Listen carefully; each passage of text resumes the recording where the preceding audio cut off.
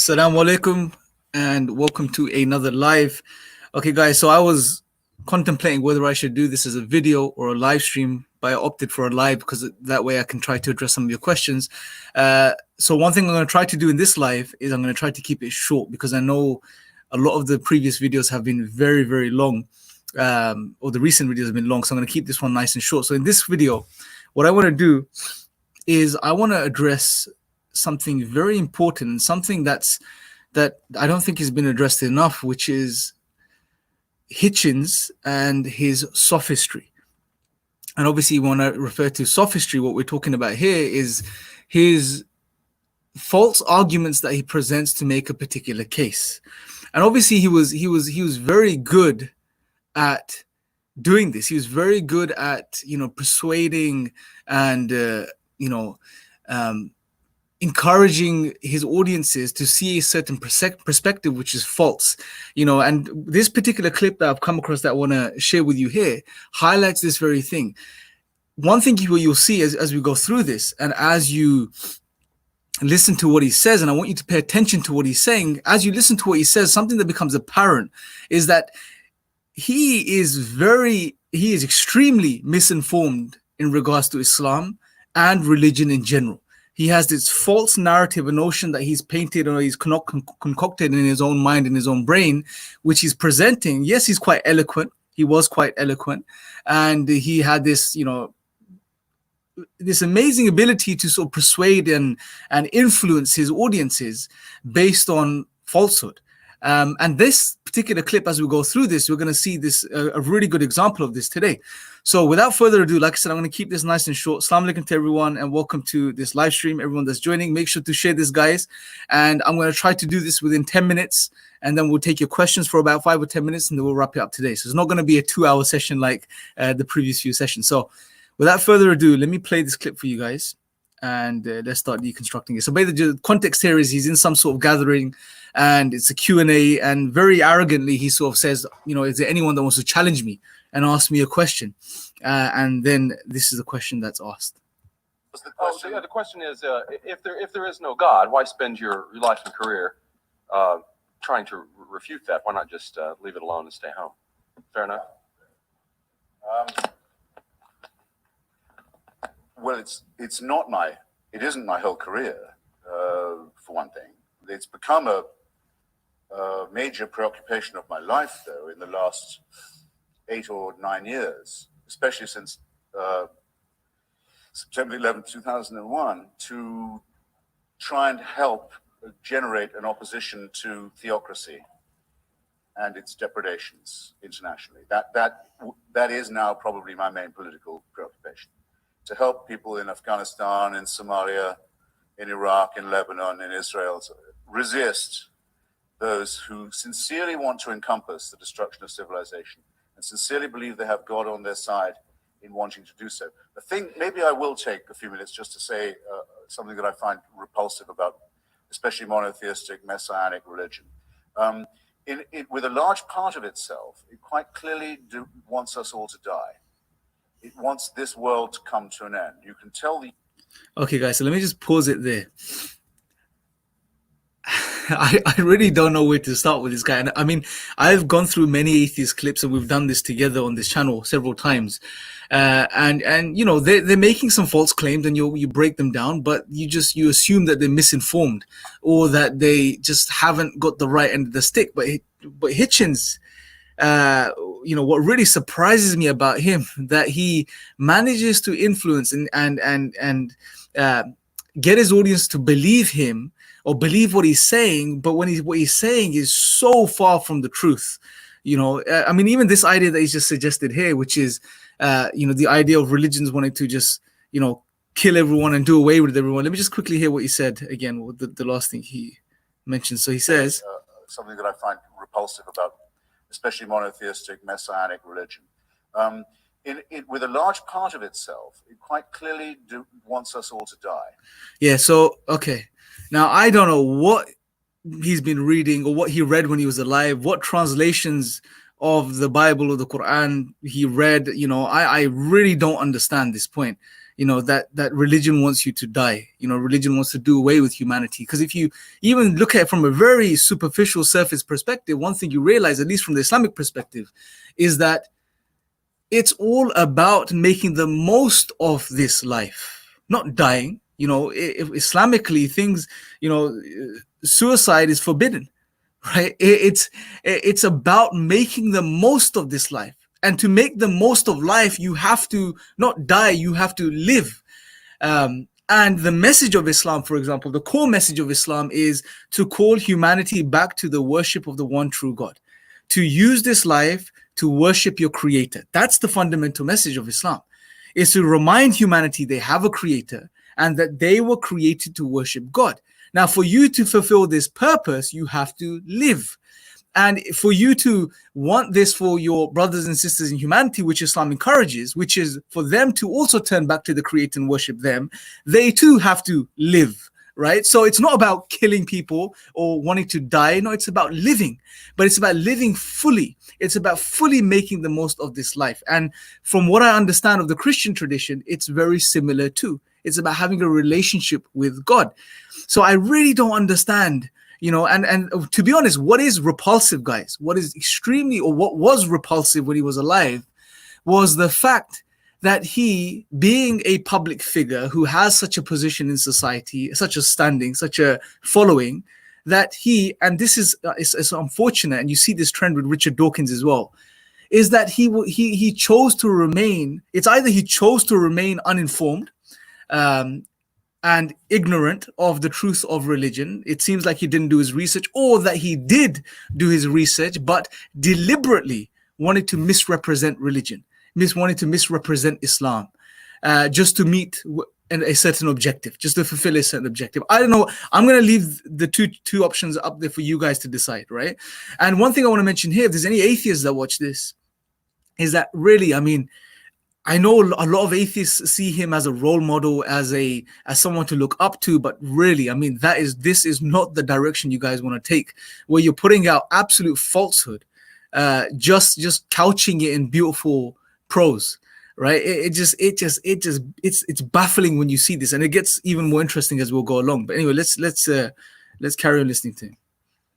It wants this world to come to an end. You can tell the yearning for things to be over. Whenever you read any of its real texts or listen to any of its real, authentic spokesmen, not the sort of the pathetic apologists who sometimes masquerade for it. Those who talk, there was a famous spokesman for this in Virginia until recently, about the rapture, say that those of us who have chosen rightly will be gathered to the arms of Jesus, leaving all of the rest of you behind. If we're in a car, it's your lookout. That car won't have a driver anymore. If we're a pilot, that's your lookout. That plane will crash. We will be with Jesus, and the rest of you can go straight to hell. The eschatological element that is inseparable from Christianity. If you don't believe that there is to be an apocalypse, there is going to be an end, a separation of the sheep and the goats, a condemnation, a final one, then you're not really a believer. And the contempt for the things of this world shows through all of them. It's well put in an old rhyme from an English exclusive brethren sect. It says that we are the pure and chosen few, and all the rest are damned. There's room enough in hell for you. We don't want heaven crammed.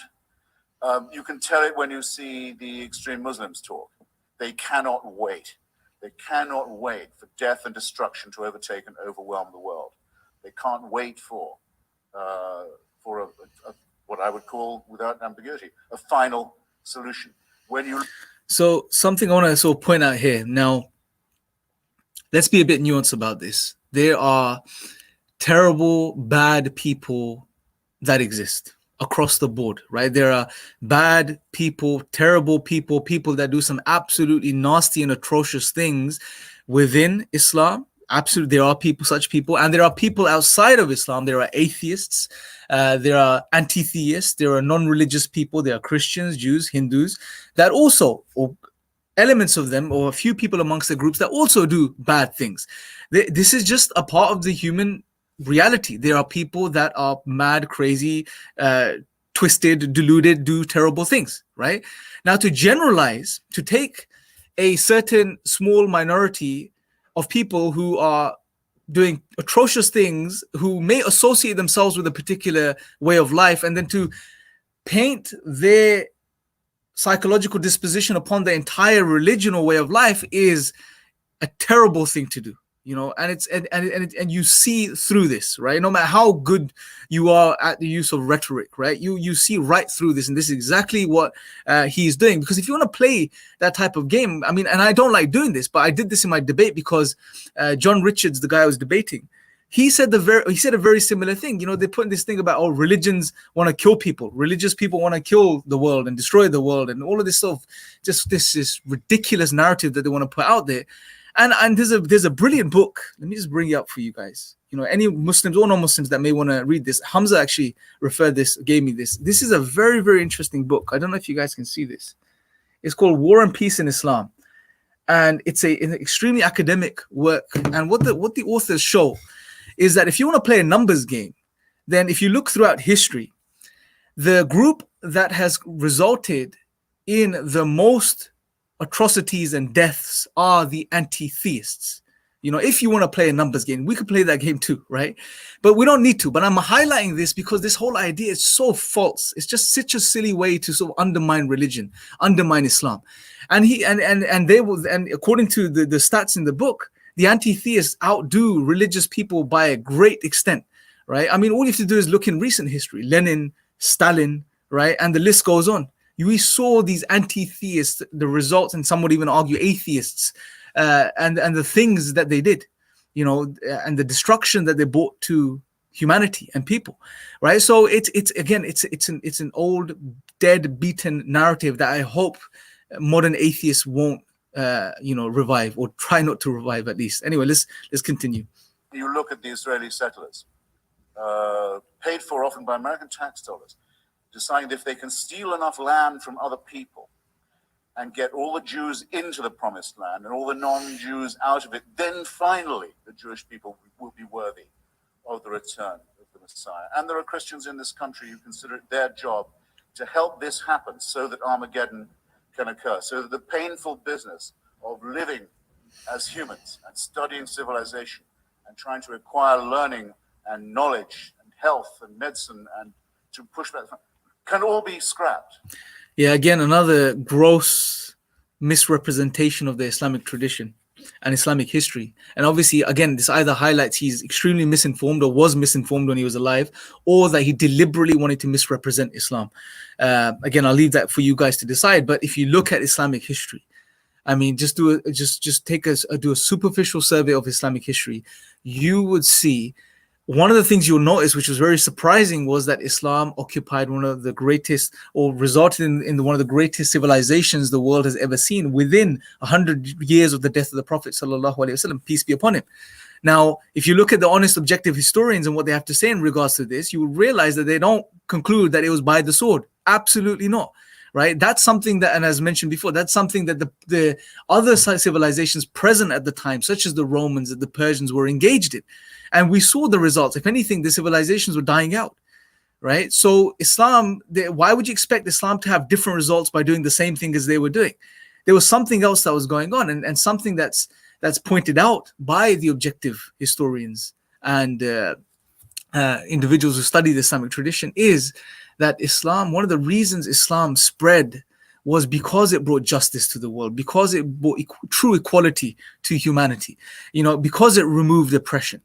And on top of this, it allowed for a system where people from different backgrounds and different cultures could come together and unite, either in Islam, by accepting Islam, or even if they didn't accept Islam, they could come together and live, in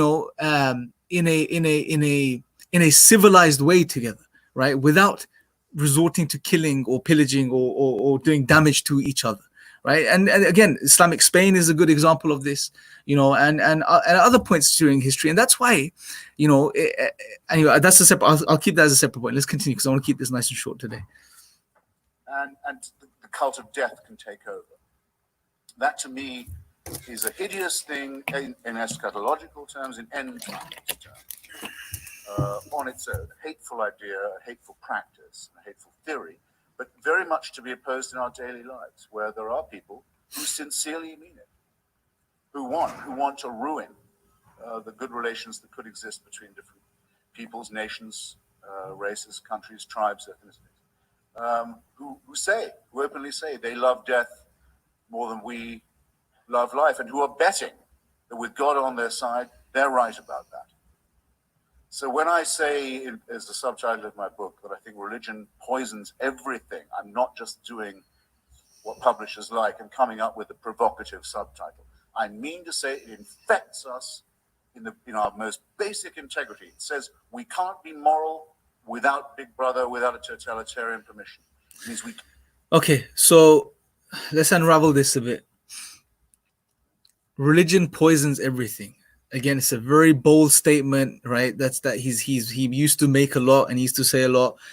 But again, if you look into and study religion, if anything, you will see it does anything but that, right? Religion doesn't poison everything. If anything, it gives man, the foundations and the reasons for progress. I mean, he seems to, again, and it's subtle, but he seems to be wanting to suggest that, the Western world that's moved away from religion has progressed and has achieved such great things, whereas the religious world was backwards and didn't have anything good, etc. Now, that may be true from a certain perspective as far as the history of the West is concerned and Christianity is concerned, because for, 1,000 years, Christianity ruled the West and every aspect of life.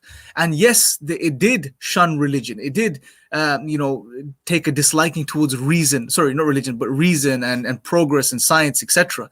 Yes, the Christianity had that issue. Islam didn't.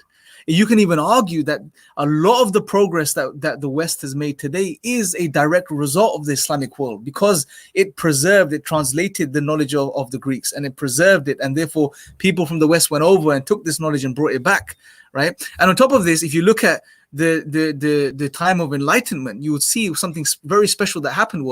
It wasn't that the Enlightenment thinkers completely rejected all religion and anything to do with God. No. They didn't do that. What they did instead was they took what was necessary from the religious traditions, the Judeo-Christian traditions, and I would even argue the Islamic tradition. And those things I'm refer to those things that we need as far as that existential drive is concerned, and the moral and ethical drives are concerned to move forward. Without religion and God, you don't have that. You have nihilism, and nihilism leads you into a black hole that you're just going to continuously fall down and not be able to progress in any way, shape, or form. So really, they took what they realized and recognized was necessary from a religious perspective, and did away with what was the sort of negative dogmas, if you like, for that religion was pushing at the time. Hence, we saw this progress because of this balance that the West found, and this balance, to be honest, was always there from the origins in Islam, from the very beginning. But yeah, so and he makes the point about morality here. He says that, they say or assert that you can't be moral without God. No one is saying this. We're not saying atheists can't be moral people. Of course, human beings by their very nature, generally speaking, incline towards good. They recognize good and they incline towards doing good. What we're essentially saying is this innate understanding that you have, and this drive that you have, and this practice that you do based upon this. You can't account for this on atheism or naturalism. That's the point. Not that you can't be good. Of course you could be good. You're good because God made you that way. But you're denying God, and by denying God, what we're pointing out is as soon as you deny God, you strip yourself from the ability to try and provide an account for this goodness. I mean, what is good in the first place on atheism and naturalism? How would you make sense of good? Before you even think about practicing it or doing what's good, right? It just leaves you without any basis to move forward from. So I think there was a bit of a generalization on that moral point as well, a bit of a misrepresentation of what religious people or Muslims in particular are saying in regards to morality. We can't be good to one another. We can't think without this. We must be afraid. We must also be forced to love someone who we fear. The essence of sadomasochism. Okay, so you're forced to love someone that you fear. Now, I'm not going to speak for Christianity. From an Islamic perspective, again, this is a misrepresentation. If we look at the concept of taqwa this word that we find in the Arabic, which is mentioned in the Quran over and over again. God mentions this concept of taqwa over and over again. This is sometimes translated as having fear of God, but we need to understand the context here. I would say the more correct way of looking at this is having fear of displeasing your creator. Being fearful of doing something which will put a barrier between you and God, move you away from God. And also the word taqwa also encapsulates the idea of being conscious of God. As one of the companions, I think it was one of the companions of the Prophet, peace be upon him, who highlighted that taqwa, when referring to taqwa, this concept of taqwa, God consciousness, as you can translate it, is like when you're walking through a path and there's thorny bushes everywhere, and you're wearing nice clean garments, and you're very carefully maneuvering through this path to ensure that your garments don't get caught and aren't torn. So this sort of highlights the idea of being conscious of your steps, living in a conscious way, so you don't do things which would result in a separation between you and your creator, you moving away from your creator, right? The one that you should and we should love the most, the one that loves us the most. So that we need to clarify. And again, you'd expect someone like Hitchens and the position he occupied and the role he was playing, trying to undermine religion, to at least be well informed from these perspectives. But all we've seen so far is just rhetoric and more so sophistry. Right, that's all we've seen. That's all we've seen, man. And to be honest, the reason I play this clip is because this is a good example of what he did throughout his entire career. He did this over and over again, and he fooled many people just because of his eloquence. But we need to still see through this, and it's a lesson for atheists today as well, honestly, to not follow in his footsteps in any way, shape, or form. Anyway, let's finish this off. The essence of abjection, the essence of the master-slave relationship, and that knows that death is coming and can't wait to bring it on. I say this is evil, and though I do some nights stay home, I enjoy more the nights when I go out and fight against this ultimate wickedness and ultimate stupidity. Right. Okay. So he refers to this as evil. Now, obviously, this is a concoction of his own brain, something he made up in his own head, and he dislikes the ideas that he has concocted. And he is basically fighting a straw man. Literally, he fought a straw man throughout his entire life. And that's the sad thing. And what's evil, if you want to say something is evil, is that you're misrepresenting all religions, referring to them as poisonous and so on and so forth, when you don't seem to have done your research. Or worse, you're representing deliberately. I don't know which of the two it was, but it was definitely one of the two options. And also, what seems to be clear here is that nowhere throughout this clip has he shown why God does not exist. And that's an interesting, subtle point that we need to note. And he doesn't. In most of his if you watch most of his talks and in his lectures when he was alive, he doesn't really provide arguments against God's existence in any way, shape, or form. Yeah, what he's highlighting is that based on his misunderstandings, and his twisted way of seeing things, yeah, okay, you can hate God, you can dislike God, and that's what he seems to do. The position he seems to hold is he seems to have a hatred towards God, a disliking towards God. He's more of what you refer to as a mesotheist or mesotheist. But he doesn't seem to be someone that doesn't believe God exists, or he doesn't do a good job of establishing that position. And the sad thing is that he had a hatred towards God based on his misunderstandings. At least I can say from an Islamic perspective, So that being said, I guess we'll stop there. And I just wanted to highlight, because this, guy is someone that people or atheists still look up to today. He's the individual that even some Muslims unfortunately look at and think, oh my God, look, one of the four horsemen of atheism, what he's saying is so powerful, when it really isn't. All it is empty rhetoric and sophistry, and when you really sort of sit down and try to deconstruct it, as we've tried to do here today, you will start to see the folly of his ideas and his views, and just the lack of understanding he has on his part. So that's it, guys. I just wanted to share this with you. Please share this with other people. Let's get this out to atheists as well as other Muslims that may have doubts based on what individuals like Hitchens say. And unfortunately, we see Dawkins follow the very same protocol as Hitchens did. Let's hope other atheists don't stoop to such levels as these individuals did. But anyway, okay, I'm going to quickly flick through your questions, guys, and see if there's anything here, and then we'll wrap up for today, inshallah.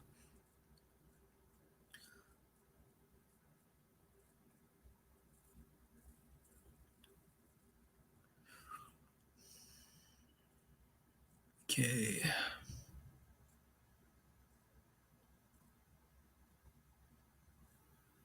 Okay, it's an interesting point. The philosopher MMA is saying, he says he has a problem with had a problem especially with Abrahamic and monotheistic religions, but he doesn't have a problem with Hindu nationalism or Eastern religions superstitions. Yeah, I mean, like he mentioned here as well, that his particular focus was the monotheistic religions. He obviously took a very specific focus at Islam, as is Sam Harris doing today, as is the case with Richard Dawkins now as well, and his recent book Outgrowing God, where one of his primary audiences is the Muslim world. And it's interesting they're doing this. And what's funny is that over and over again, these individuals speak about Muslims, refer to the Islamic or want to talk to the Islamic world, and seem to be very misinformed in regards to Islam. And it puzzles me as to why they're focusing on Islam so much. And obviously this is a topic for another video. And I really believe one of the reasons is because Islam ideologically and on an intellectual level is a great threat to atheism and naturalism. Because I really believe atheism and naturalism, the type that's been pushed by these new atheists, is going to collapse and is collapsing. And in the next 10 years or 15 years time, a lot of people are going to leave and move away from such a view. And even today we're seeing this. This is why people like Jordan Peterson are very popular, because people realize that, okay, I'm adopting atheism and naturalism. I may live now temporarily or for the time being a life which is free of any obligations, a life free of any commitment, a life free of any fear or any accountability from that perspective. But what they realize very soon is, well, life also becomes meaningless. It's pointless, right? So this is why ideas that people like Jordan Peterson push and promote, such as, to find meaning and to have value in your life, is almost a type of new existentialism that he speaks of. It's very appealing to such people. So I think, going back to the point, I think they still have an issue with Islam, because Islam intellectually and emotionally and spiritually, satisfies the human being on every level, and it fills those voids that were left by Christianity. So people that are originally from a Christian background or a Christian tradition that have moved away and become secular or atheist, when they start to return, and if they come across the ideas of Islam and they really objectively study it, it will make sense to them. It will be in line with their nature and their reason and everything. And I think this is what worries people like Hitchens and Dawkins. Hence, they try to attack Islam in such ways and do a really terrible job of it. Anyway, so let's move on, see if there's anything else. Okay.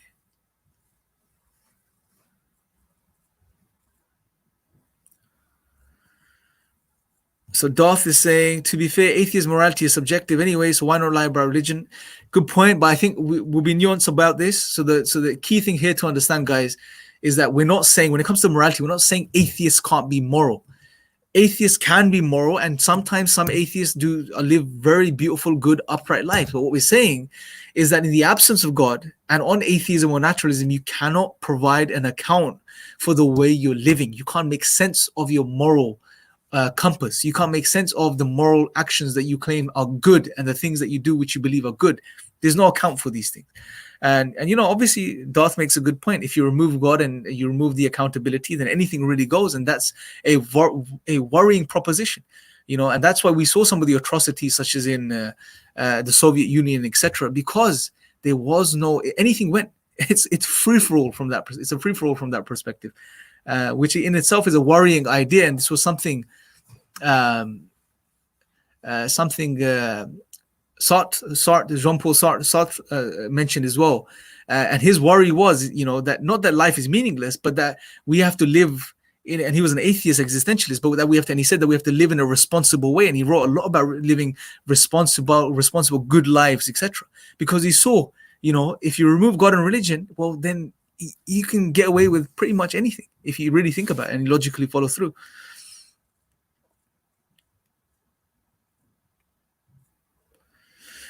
Okay, let's see. To be fair.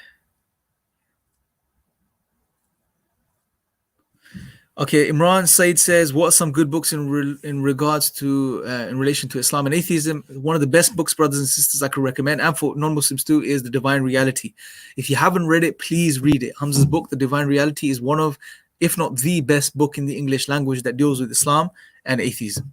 and makes a very powerful, positive case for Islam and why Islam is the solution for humanity. It's a very powerful book to read, inshallah. So definitely read that book.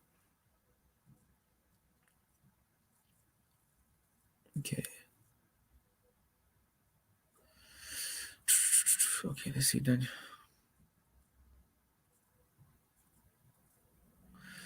Okay, guys, so I think the rest of it's conversations between you guys, some points about. Okay, so yeah, I think what we'll do, guys, we'll wrap up now.